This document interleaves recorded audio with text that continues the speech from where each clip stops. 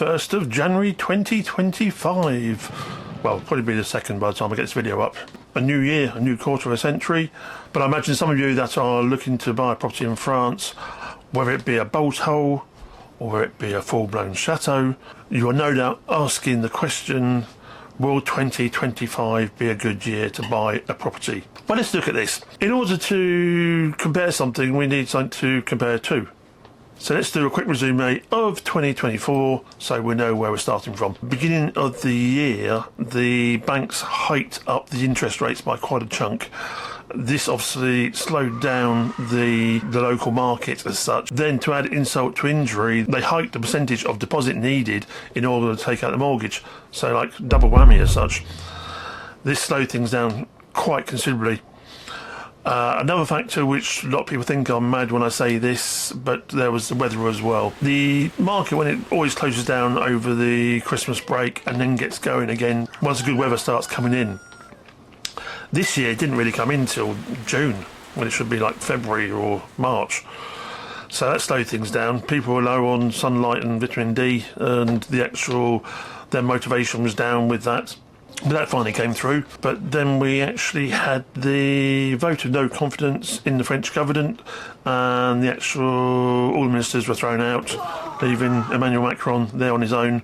Add to that, it was actually the Olympic Games in France, or should that be the Paris Olympic Games? It wasn't the French Olympic Games. But anyhow, that took up a lot of time, a lot of resources, so nothing really happened in the market then either. Then after that, the market got going quite well. In fact, the second 6 months probably made up for the first 6 months to a certain extent. Saying that, we've only just got a new government in since the vote of no confidence, made up of a lot of, well, how can I say this?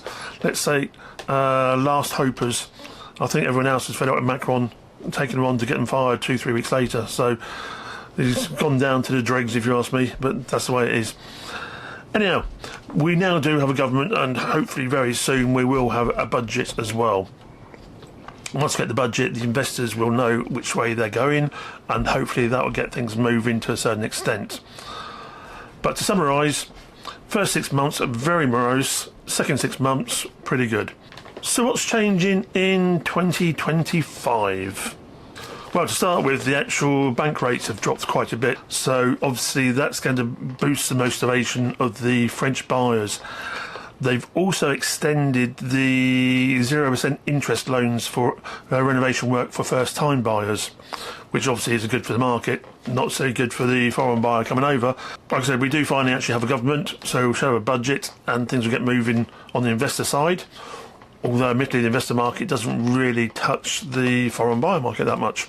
Also, as of the 1st of January, the level of obligation for a full-blown energy audit on the energy efficiency test has actually moved up from F rating up to an E rating. So that means there'll be a lot more people having to have full audits done on the properties. This will affect the market slightly, not so much by the fact they've had an audit, but other factors in that law. As of the 1st of January, literally any property which has an energy efficiency rate of G, which is the lowest one you can get, can no longer be rented out on long-term on the market. You can still do it as G's in summer months, but not on the long-term market. Apparently, the state reckons this is actually going to touch about 192,000 properties. So that could mean 192,000 extra properties coming onto the market. But it also means 192,000 families all looking for a house as well. But what it does mean is actually there should be inflow of older properties needing work doing on them to make them livable, or certainly comfortable, let's say. While we're on the actual subject of rentals as well, there is the so-called Airbnb law. Which starts this year, which means anyone that is renting out holiday cottages in France, whether they be French or foreigners, do have to declare themselves to the local town hall. There'll be also less tax rebates on the actual status of gîte rentals. All income earned from the gîtes will need to be declared in France, and there'll be less rebates on those taxes as well, which was an interesting situation up until now. They've even talked about adding on a supplementary tax to the actual rental to actually make them less competitive with the hotels. That's from the actual hotel owners lobbying the state. There was also talk that any person running Jeets had the obligation to actually have a French accountant also, which will add on to the actual cost of the rental indirectly. How's all this affect 2025, and will the market be good? After the mad rush to the countryside following the COVID-19 pandemic, stocks were down real low, extremely low in fact. They are now building up again to a respectable level. Once again, due to that same rush to the countryside, the actual prices of rural properties went sky high. In certain cheaper communes, there was as much as an 80% increase in prices. That sounds mad, but when you look at the figures, it's not too bad. Saying that, that market has now calmed down, prices are coming back down towards something reasonable.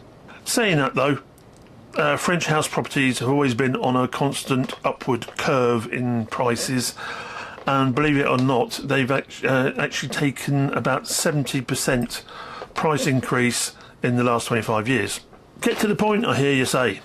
Well, if you're looking for a relatively cheap rural property, then yes, I'd say as soon as you can get over here, the better, due to the fact the actual A, those properties are being bought up quite quickly, B, they're cheap, but C, they also are going up in price. So the sooner you get over here for that sort of property, I would say the better. If you're looking for a more upmarket property, as in one you can move into, 3 or 4 bedrooms, probably a price bracket of anywhere from 250 up to 700, then I'll say, well, not quite as much as a rush on the once renovation. There's plenty of choice out there, but at the same time, prices are going up, so I would suggest getting out here fairly quickly, certainly. But there is more choice in that price bracket. If you're looking more along the actual manor house or chateau side of things, well, I think that separates almost into 2 markets. You actually have the manor houses and chateaus, which need either full renovation or at least quite a bit of work on them. Those tend to slow down on the market to a certain extent. Slowing down, prices are dropping on them because admittedly the cost of materials to renovate them up has gone up, but at least they are coming down to a more logical price. That end of the market, I'd say, well, it's more a case of the rarity of the product, as in each one has their own style, and if you're going to, it's the sort of place you want to fall in love with.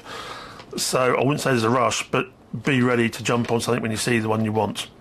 Then for the actual renovated chateaus and manor houses as such, usually a price bracket, let's say anywhere from $1 million up to $3 million. The actual market is quite healthy. Quite a lot of French people, quite a lot of Belgians, a few Germans and Dutch are buying as well. So if you are interested in that end of the market, it's a constant turnover. Once again, like the older ones, because of the style, when you're in that sort of property, it's more of a case of falling in love with the property. So if you fall in love with the property, make sure you are ready to move forward. If you don't fall in love, don't worry, there's a complete turnover. I've referenced in the last 6 months something like 350, 400 different chateaus on the market, chateaus and manor houses. Some are sold, new ones coming all the time, so don't panic too much about that. But at the same time, like I said, there's no two alike in that sort of property, so you want to be ready when you find it. And as for the luxury market, as in let's say 10 million upwards, well, 10 million upwards, it's in a different realm if you ask me. It's neither in the realms of you or me. Well, it might be you, not me anyhow. But certainly it follows its own rules in that luxury market. Lots of things are done behind closed doors, and the market is healthy. You don't really see properties go on the market that often because they're usually sold before they even go on the market. But there you have it. Basic roundup of 2025. Is the market, is 2025 a good time to buy? Well, I think so, yeah. If nothing else, just to the fact that prices are going up constantly. So the sooner you get here, the better. Anyway, wishing you all the best for 2025 in this new year. Hopefully see you soon over here in France, and I'll speak to you soon. Bye.